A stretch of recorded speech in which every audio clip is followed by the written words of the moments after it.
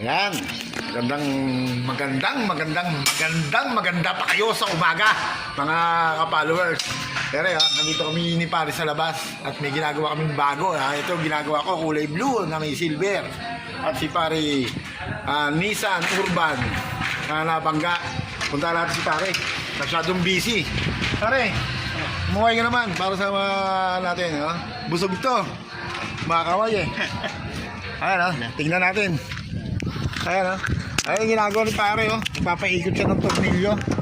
Galing pa ikot ni Pare ng tornilyo, no? Ayan kitang-kita nyo. Ito nabangga. Naalay na ni Pare. Bukas makalawa may bumper na to. Kaya sa mga gustong magpagawa, huwag na kayong magdalawang isip. Pumunta na kayo dito sa JM Garage, Baler, Aurora, Suklayin. At lahat ng mga sira ng sasakyan nyo nandito na, ikinumpleto na. Kaya wala na kayong hahanapin pang iba.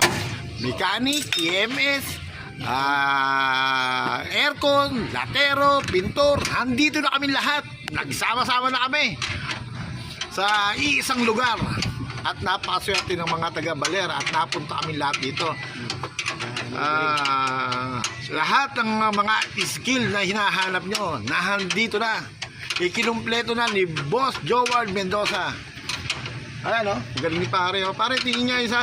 Pogi ni Pare ay pa nakakamukha na talaga ni FPG si Pare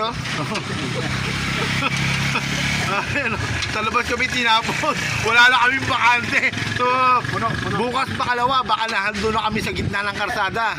Puno. Sa dami na nagpapagawa. Baka bukas makalawa nahando na kami sa gitna ng karsada ni Pare. Doon na kami tatapon ni Boss. Ayan galing ni Pare Pare dito mo